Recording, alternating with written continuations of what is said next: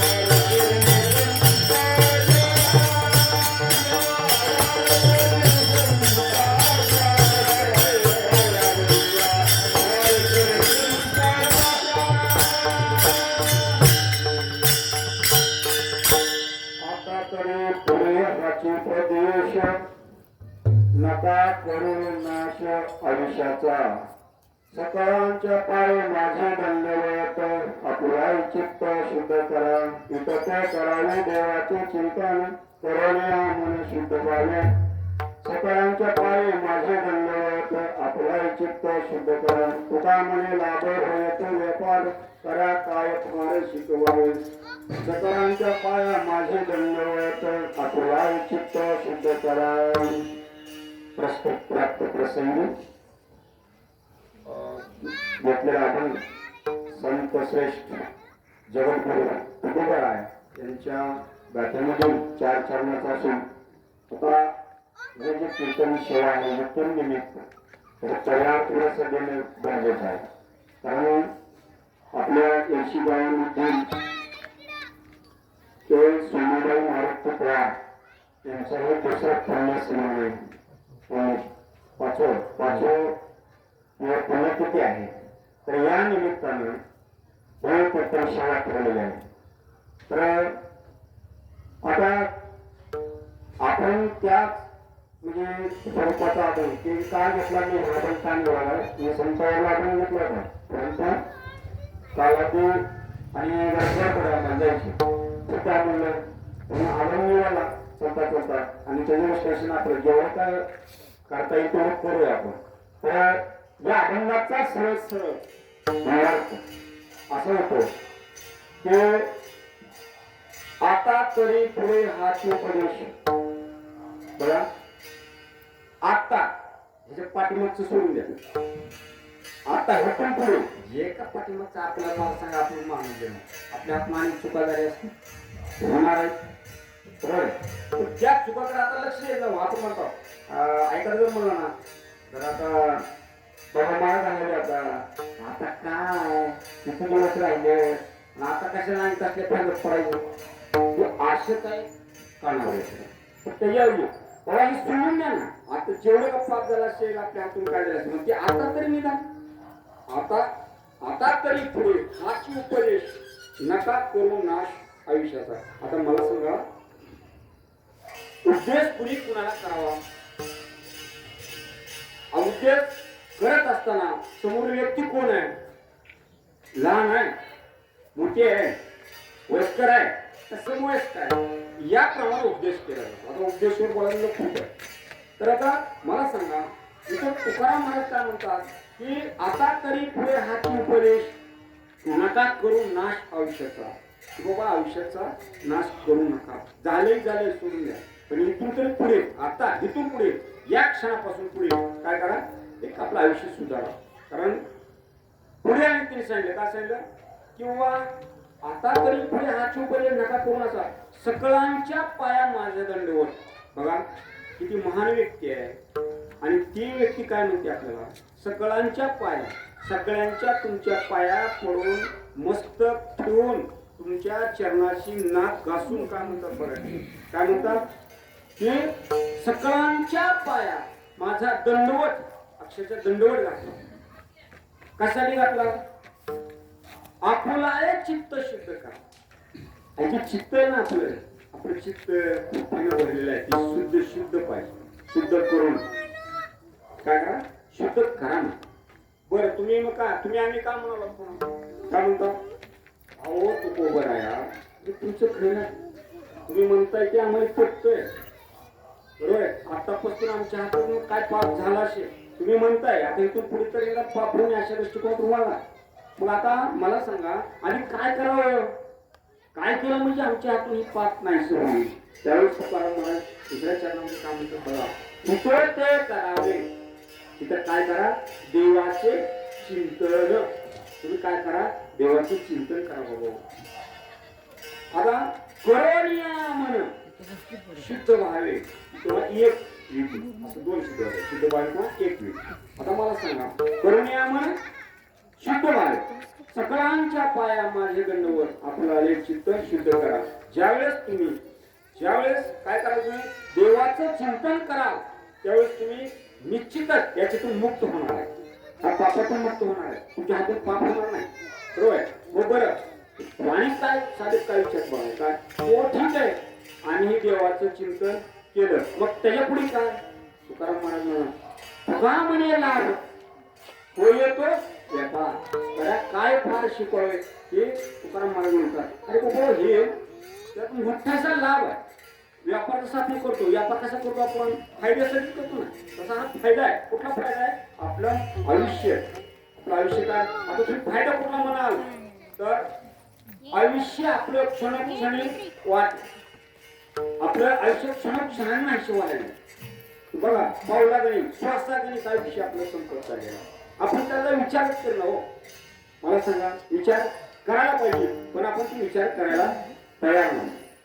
की तुकाराम महाराजांनी स्पष्ट या अभंगातून असा अर्थ सांगितलेला आहे किंवा ते माझ्या बुद्धीप्रमाणे येईल असं मी सांगितलेलं आहे. असं असेल तर म्हणता येईल कारण बरेच वेगवेगळे गुण आहेत. तर मला सांगा तुम्हाला आता हे अर्थ समजला का?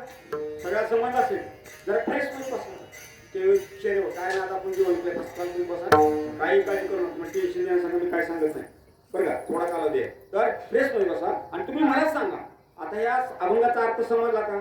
अभंग सोपा आहे सगळ्याच्या पाठांतरात आहे की नाही. आता तरी पुढे हाच उपदेश नका करू नास आयुष्याचा सकळाच्या पाय माझ्या दंडवर आपलं चित्त शुद्ध करा तिथं ते करावे देवा चिंतन करून या शुद्ध व्हा.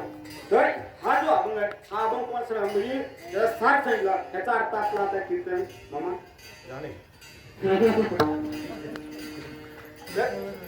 कीर्तन इथं त्याचा अर्थ सांगितला म्हणजे आपण कीर्तन संपला. आता ह्याच्यानंतर आपण काय करू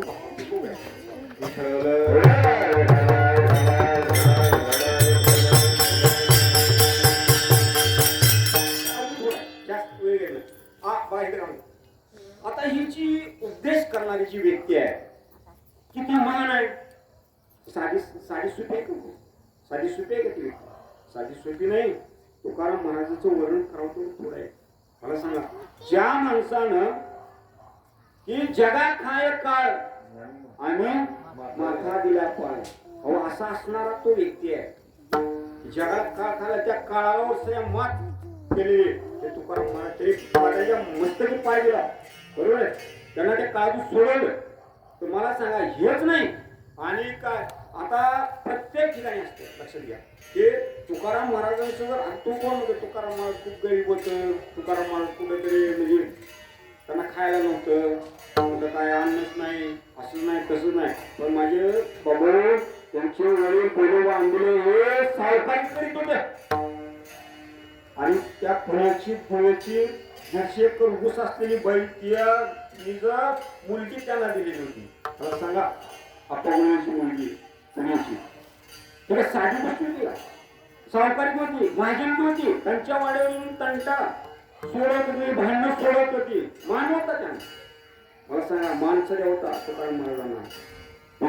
मला विशेष मग तुकाराम महाराज किती मला काय पटवून द्यायचं तुम्हाला मी तुम्हाला शब्द अभंगाकडे वळणार आहे पण काय मला पटवून काय दिलं की व्यक्ती किती मान आहे ते आपल्या डोक्यात बसायला पाहिजे. आपल्या डोक्यात बसण्याकरता मी सांगायला लागलो की तुकाराम महाराज किती महान होते. त्यांच्या घरी सुरुवातीपासून येते असं मला सांगायला लागलो मी बरोबर. पण परिस्थिती अशी झाली काय झालं दुष्काळ पडला. दुष्काळ पडल्यामुळे काय झालं त्यांची पत्नी वारली गेली अन्न पडून गेलं. मला सांगा मग इतका भीषण झालं की त्यांना पुन्हा की आपली परपंच करावा असं त्यांना म्हणून वाटलं. मग ते आपलं तीर्थाटन देव मग तिथून नाच यांना लागला काही परमार्थाचा. मग अभंग मग आता लक्ष द्या त्या अभंग गाणं मग आता ही सगळी ख्याती पुन्हा वाढू लागली. कसं लक्ष द्या की सगळे अभंग ती म्हणू लागले गाऊ लागले वनचर्य आम्हा सोय रे वृक्षवल्ली आम्हा सोय रे बरोबर. तर हे की असं म्हणजे निसर्गावर असेल पक्ष्यावर असेल मानवावर असेल प्रत्येक ह्याच्यात त्यांनी ते कार्य करू लागले आणि हे कार्य करत असतात तुम्ही म्हणा हे काय कीर्तन चरण प्रमाण घेणं असं कसं तर पण प्रमाण घ्यायला आपला वेळ नाही. प्रत्येक घरात प्रमाण घेऊन चालायचं म्हणलं वेळ आपल्याला थोडा कमी आहे त्यामुळे थोडंसं सांगायला पाहिजे ठीक आहे. हे तुकाराम महाराज हे साधे सोपे व्यक्ती नव्हते आणि ते व्यक्ती परमार्थाला कधी लागले दुष्काळ पडल्यानंतर परमार्थाकडे वळाले. परमार्थाकडे वळाल्यानंतर त्यांनी काय केलं कार्य की आव्हान काय व्यक्त केलं. परंतु आपल्या जसे असतात ना आपल्या शेजारी पाजारी दुश्मन असतात. तुम्हाला बरं लागला शेजारी पाजारी पण समजा आपल्या कोणी दुश्मन तसे त्यांच्या त्यावेळी देखील दुश्मन होते. बरोबर रामेश्वर शास्त्री होते. त्यांना ते सण होईना का सण होईना.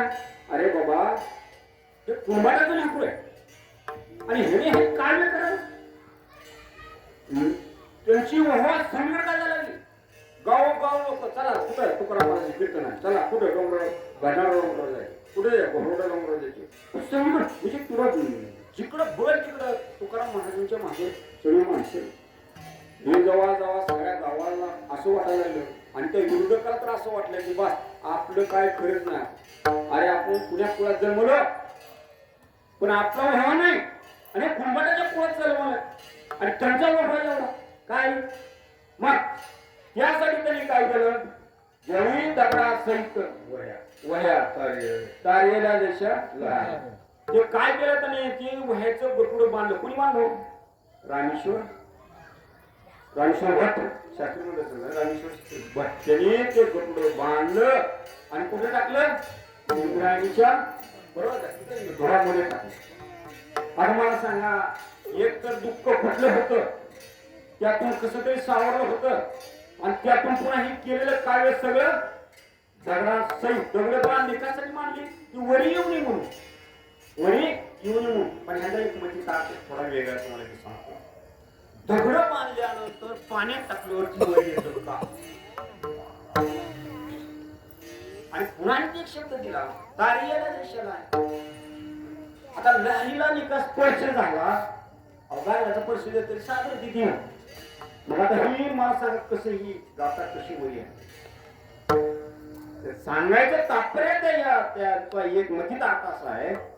दगडाचं म्हणजे दगडासारखी जी व्यक्ती आहे त्या गात्याला बांधलेली दगड जी आहे ती का नाही माहिती का नाही. दगड गात्याला बांधलेली ज्याला काही कळत नाही जी काही इकडे वळाली नाही दगड त्या गात्याला बांधली त्याच्यामुळे ती तरतीब त्या गात्यामुळे तरतीब म्हणून ते सांगितले की जळी दगडा सहित वह्या तारे येल्या दशा थोडासा असं माझ्या तर ती आता एवढा श्रेष्ठ माणूस एवढा श्रेष्ठ व्यक्ती. आता मला सांगा ते तुकोबर आहे आणि तुकोबरांची ख्याती ही वरी वह्यात तारल्या गेल्या त्यांचे कशासाठी तारले असतील वह्या. त्यांचे नामस्मरण श्रेष्ठ. नाम सारखं चुनिस्तात तुमच्या मुखामध्ये नाम होतं. मग नाम तुम्ही आम्ही सध्या काय करायला पाहिजे. नामस्मरण करायला पाहिजे. बरोबर का. आता नामस्मरण का करायचं तर आपल्याला तरुण जाण्यासाठी करायचं. आता इथे म्हणायला वेळ नको आहे वेळ थोडा आहे बरं का. मग नामस्मरण का करायचं तरुण जाण्यासाठी करायचं. मग तरुण जायचं नामस्मरण करायचं. आता तुकाराम महाराजांनी नामस्मरण केल्यामुळं त्यांनी जी गाथा लिहिला तो पाण्यातून मध्ये आहे असाच चालला गेला. बरोबर आहे चालला गेला. एवढंच काय पण काळावर त्यांनी काय केलं. आता जगाला आपल्याला किती भीती आहे काळाची. कवळ येतो का कुठे येतो का नाकात येतो का घरी येतो का घरात कुठे काय काय आपल्या किती भीती आहे का. त्यांना भीती आहे का नाही. तरी त्या मस्तावर त्यांच्या मस्तकावर पाहिजे इतकं श्रेष्ठ. बरोबर म्हणून तर तुकाराम आता तुकाराम महाराजांच्या रामेश्वर शास्त्रीने शेवटच्या ह्याच्यामध्ये काय म्हणा तुका विष्णू नाही म्हणजे तुकाराम आणि परमेश्वर दुसरं कुणीही नाही. एक रूप आणि एकच आहे. बरोबर म्हणून मला सांगा असा असणारा व्यक्ती हे तुमच्या चरणी नतमस्तक होऊन तो अभंगाच्या पहिल्या चरणात सांगतो. आता तरी पुढे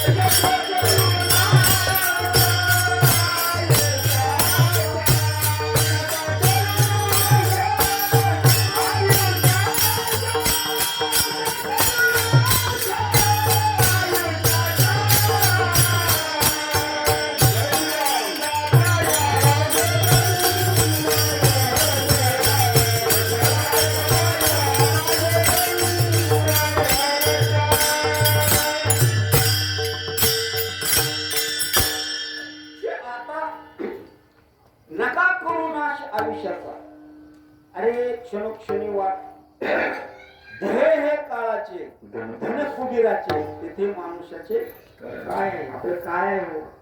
उगा आपलं आपलं आपलं म्हणतात काय आहे? सगळं आपलंच आहे. कुठवर आहे? किती वेळ आहे? काय नाही. मी तुम्हाला आणि मागच्या सांगतो हे आपलं पुणे आहे. पुणे जण हे सुखाचे दिल्या घेतराचे अंतकाळाचे काय पुणे दाद्या हिन शक्ती नाक डोळे जळती सांडोलिया पळती रांगा पुणे बाई म्हणे मरता तरी बर मी मरता तरी बर नाशी येले घर तू पुणे तेव्हा तुकाराम म्हणतो का म्हणे तुझं नव्हतील कोणी रे बाबा एका चक्रपाणी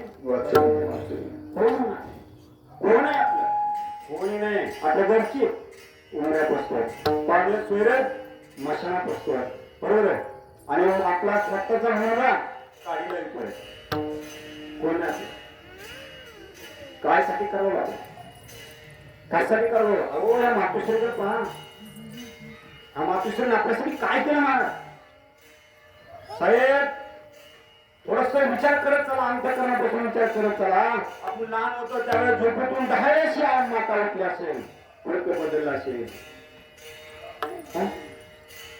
ते फडकं बाहेर काढायचं मला सांगा पुन्हा दुसरं टाकायचं आणि पुन्हा आणखी जवळ घ्यायचं किती वेळेस अहो हे सोडा हे झोपीचं सोडा झोप तर नाही 10 वेळेला 25 वेळा रातभर उठून तुझा उपकार काय आपण काय करायला एवढंच काय आणि पुढे थोडं चला ज्यावेळेस आपण अन्न खायला बसतो जेवण करायला बसतो त्यावेळेस त्या मुलानं शिकले तर अक्षरशः त्या आपण खात असलेल्या अन्नात तसं उठून हात धुवून ते घाण काढायच्या अगोदर मला सांगा आणि पुन्हा जेवायला बसायला आता मला सांगा आपण कसं करू का आपण करू शकतो का ते उपकार आहे त्या मातोश्री कधी फिटणार शक्य नाही चांगल्याचे कातडे करू कातड्याचे चांगल्याचे करू काय ते पदर पाहायला म्हणजे काय ते फुटणार नाही तर उपकाराची या मातोश्री असं किती अहो कसं जीवन कशी जीवन जगले असेल तुम्ही मला सांगा लहान होता पोहोचून लहान होता लय छोटस बाळग त्यावेळेला तरी आता मला विशेष वाईट वाटतो हो बाहेर पंढरपूरला जात असताना माडीच्या पुढे एक मधल्या मार्गेला ना तिथं आश्रम आहे त्या आश्रमामध्ये अक्षरशः वयस्कर माणसं मी म्हणून होतो पण आमची घरची ऐकली नाही त्या दिवशी मला म्हणजे नाही आपल्याला बघूच आपली वेगवेगळी काय त्यामध्ये जोडता आलं तर बघू अरे बाबा म्हणलं ही बघणं म्हणजे पुन्हा बेकार आहे मला पंढरपूर माझ्या दिवशी डोक्यात जात नाही गेल्यानंतर काय ते टकमग बघतात हो मोठ्या घरची माणसं आहेत मला सांगा काय उपकार आहे त्या मातेची आपण काय करू लागलो बरं आता ही अशा गोष्टी सांगायच्या म्हणजे तरुण पिढीला सांगावं लागतो हो आता तुम्ही टाकायला आलात आणि मी तुम्हाला म्हणायचं काय आईचे उपकार आता काय तुम्ही करणार होते आईचे आणि प्रेम स्वरूप आई वात्सल्य छिंद आई बोलावं तुझं मी आता कोणत्या उपाय अरे ती मातोश्री गेली आता काय करणार आहे आता काय करून आहे तो प्रेम मला सांगायचं तात्पर्य काय आहे तोपर्यंत तरी नाही सेवा करा माय बाबा हे पुन्हा आई वडील मिळत नाहीत आपल्याला आई वडिलांचं थोडस काय त्यांना लागतो खायला फक्त पोटाला भाकरी अन्न द्या आणि वस्त्र द्या छोट ते काही मागत नाही तुम्हाला कधीच म्हणणार नाही मला एवढं भाकरी घे म्हणून बघा तुम्ही परंतु त्या मातोश्रीची उपकार करण्यासाठी अक्षरशः त्या मातोश्रीची उपकार करण्यासाठी तुम्हाला काय मी म्हणतो की खरंच साहेब तुमचं तुम्ही हे जी उपक्रम हाती घेतला एवढं तरी मला सांगा तो धन्यवाद दिना झाले संतांचे दर्शन झाली पाप तुटे देणी गेले उठावली तुका म्हणे आले घरा तोची एवढ्या दिवशी एवढ्या एक दिवशी निरण आपण त्या मातोश्रीचं स्मरण करतोय आठवण येते त्यामुळे तुम्हाला काही कमी परिणाम नाही त्यांच्या सगळे व्यवस्थित चालेल कारण वडील ह्या माणसांचे आशीर्वाद खूप मोठे असतात तू म्हणाला काय करावं आईवर बोलले आपण इकडे चालला मी अभंगाला घेऊन चलतो म्हणजे मला सांगायचं तात्पर्य काय वेळ अपुरा पण त्या मातोश्रीने आपल्यासाठी काय केलं हे पुण्यस्मरण काय करायचं पुण्यस्मरण कुणाचं नाही अहो या इच्छेमध्ये थोडी मिळत का थोडी मिळत का ते पातोय रस्त्याने जाताना सारखं पुण्य असते पुण्यतिथी किती होता क्वचित माणसं स्वतः जे सण जेणे का आज मनुष्य जन्म घेतो काही आदल्या जन्मी केलेल्या कर्माचे फळ भोगण्याकरता आपण कसं आदल्या जन्मी कर्म केलं त्याचं फळ आहे. येण्या मातोश्रीनं नामस्मरण करणं हरिभक्त साहेबांचे म्हणजे असं असेल तर ती देवाच्या बुद्धी घालतो मुखामध्ये की बाबा नाम यांचं काय कर पुण्यतिथी पुण्यस्मरण कर बाबा. त्यांना बुद्धी घालणारा तो आहे आणि त्यांच्या आशीर्वादाने सगळं चाललेलं आहे आणि त्यामुळं ते करणं काळाची गरज आहे आणि तू पुढे सगळ्या करायला पाहिजे. तर इथून मला एकच सांगायचं आहे, जास्त अंतर बोलत नाही की ज्या देवाचं नामस्मरण करणं. आता इथं सगळं बघा तुम्ही देवाचं नामस्मरण केल्यामुळं वह्या तारल्या गेल्या. देवाचं नामस्मरण केल्यामुळं पुण्यतिथी आज चालू होतात. कोणाची होत नाही कोणा काय तरी आदले तुम्हीचं पुण्य कर्म आहे. त्यामुळे कर्म चांगलं करत चाल. मला सांगायचं कर्म चांगलं करा. कर्म चांगलं केलं फळ चांगलं 100% मिळते. कर्म कुणाच्या बापाला चुकत नाही. देवाच्या सगळ्या बापाला चुकलं ना आपलं तर काय. त्यामुळे कर्म चांगलं करा. आता तुम्ही म्हणाल काय कर्म करा आता ह्या वयात काय करा. आता ह्या वयात आता राम म्हणाय ना आता काय कर्म करा भजन कीर्तन. अरे बाबा ह्या वयात तुम्हाला निदान नाही करता आले कीर्तनात येऊन बसत तर जावा. कानावर पडलं ना ते सगळं नामस्मरणच आहे. बरोबर आहे. प्रमाणे नाही पण घ्यायला वेळ बरोबर आहे. तर थोडा वेळ आहे 5 मिनिटं घेतो जास्त येत नाही. तर या 5 मिनिटाच्या कालावधीमध्ये मी एवढं सांगेन तिथं ते करायला देवाचं चिंतन. काय करायचं देवाचं चिंतन काय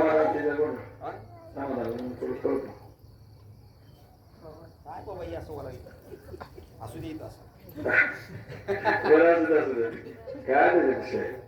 देवाचं चिंतन काय करायचं कशासाठी करायचं.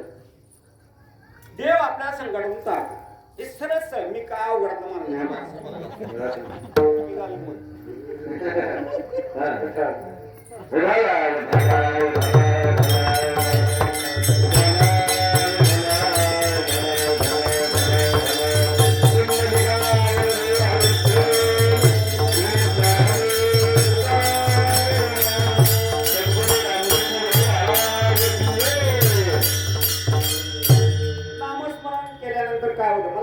एवढं वाल्या कळत किती पाठ केलं अनंत पाठ 7 रंग बरे म्हणतात. मोहरी मला माहित नाही मोहरीचा खडा 7 रंग बरे एवढं पाठ अक्षरशः केलं.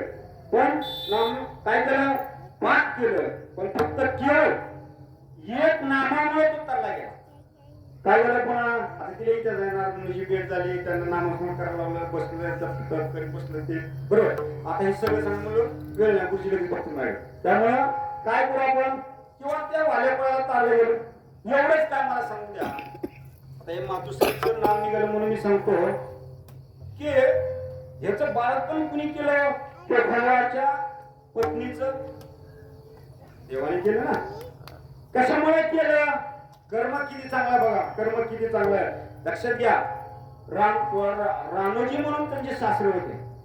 रानोजी ते थकल्यानंतर काय झालं आता मला सांगा. थकल्यानंतर आपल्या अवस्था काय होती एक जागेवर नाकं डोळे गायला लागतात सगळं बरोबर आहे. एका जागेवर शी आहे तिथं सगळं आहे मग बदला लागतो. आणि जर चांगले असले सून तर बरं फोन टाकतो तो बघत पुन्हा मग आपण ती कर्म चांगले केलं तर बघू शकतात. मग या चोखोबाच्या पत्नीनं काय केलं तो माहिती आहे का त्यांच्या सासऱ्यांची धोतर धुतली म्हणून आपण जसं लहान लेकराची शी धुतो ना तशा पद्धतीने त्यांना धुतलं गेलं. आणि ते धुत असताना लक्षात घ्या धुत असताना सासऱ्याने हात पकडला. अरे माझ्या लेकरा काय करायची वेळ आली रे परमेश्वरा हे का असं कशासाठी केलं असेल असं की कापून तो व्रत आसुरांना रडलंच नाही. आणि त्यांनी त्यावेळेस जाताना ते म्हणले बहीण तू माझं हे आजारपण केलंच चांगलं मला साफसफाई करून ठेवलं पण ह्याचा मी नाही पण मला परमेश्वर तुला एक दिवशी सहकार्य केलं राहणार नाही. मला सांगा त्यावेळेस कथन म्हणून त्या देवाला कुठे यावं लागलं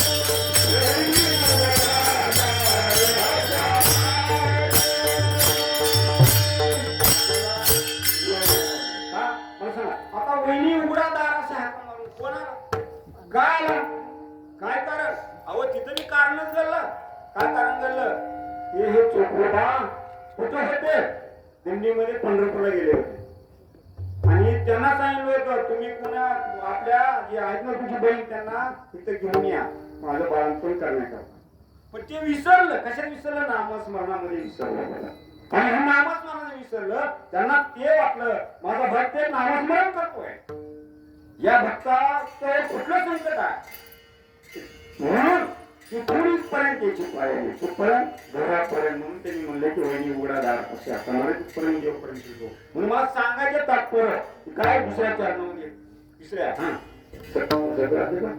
सकाळच्या फळांच्या पाया माझे संदेव सकाळच्या पाया माझे संदेव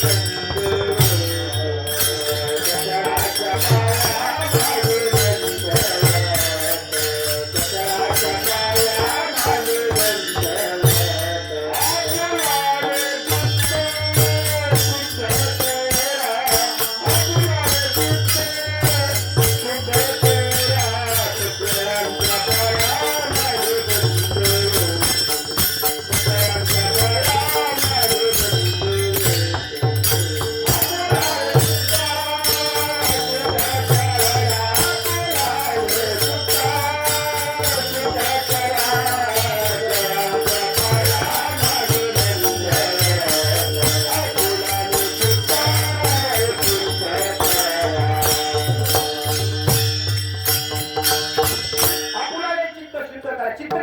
माझे आपण एखादा किती व्हावं लागतं चित्त किती निर्माण लागतं मला सांगा आता चित्त बोलायला खूप आहे की देव हे नामस्मरण केल्याने जुळतो चित्त शुद्ध करण्यासाठी चित्त शुद्ध करून जर आपण परमार्थ केला तर आपल्याला परमेश्वर पूर्ण संकटातून वाचवतो उघड उदाहरण आहे हात गुंड्यावरलं कुठलं हात गुंड्यावरला बरोबर गोरेबा काकांचं चित्त शुद्ध तुम्ही जाणार आहात तुटलेले हात परत येणे कशामुळे नामस्मरणामुळे धरला उडा लागला म्हणून देवाने इथं काय उतरलं मला सांगा काय उतरलं कुंभाराचं उतर मला सांगा गरुडानं गाढवाचं रूप धरलं आणि जेव्हा मातेचा ढिगार लागला तेव्हा तीर हातवलं अरे तिसरी दिसायला आणि देव तुम्ही सांगायला वेळ नाही पुढे काम आहे लावतो त्यामुळे लक्षात घ्या की नामस्मरणामुळे काय होतं म्हणून आम्हाला तिसऱ्या चरणामध्ये सांगितलंय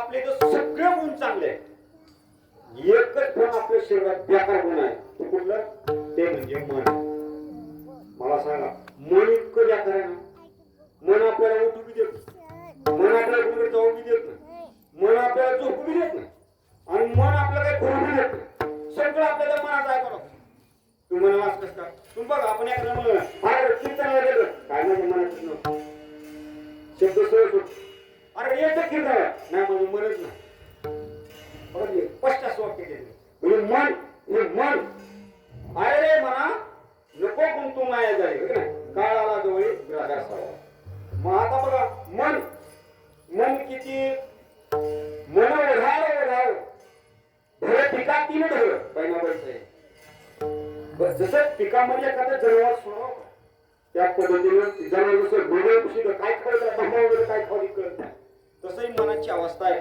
मनाची अवस्था आहे लक्षात घ्या म्हणून इथं तिसऱ्या चरणामध्ये सांगितलं इथं जे करावे देवाचे चिन्ह करून या मन शुद्ध आहे किंवा नाही करीत आहे बरोबर तर आता मला सांग एक रीत करून हे सर्व आता नामस्मरण करायचं असेल तर कसं करायचं आणि का करायचं ज्याच्यासाठी तुकाराम महाराज तुमच्या नतमस्तक होऊन सांगतात आणि शेवटाला तुकाराम महाराज आणि काय म्हणतात का नतमस्तक झाल्यानंतर तुम्हाला कुठलं फळ मिळणार तुकाराम म्हणे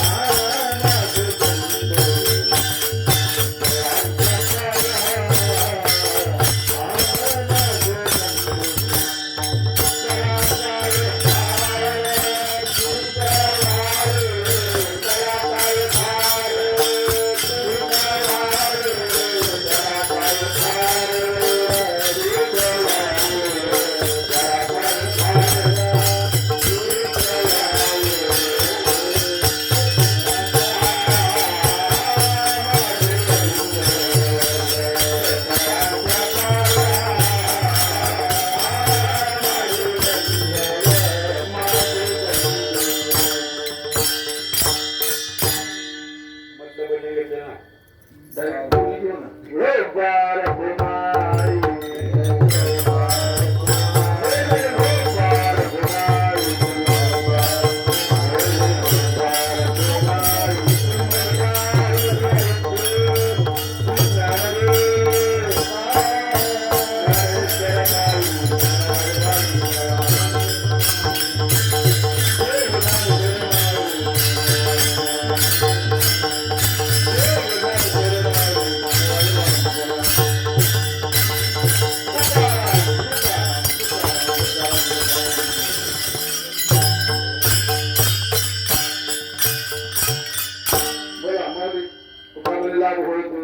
सिंगर म्हणायचं नाही का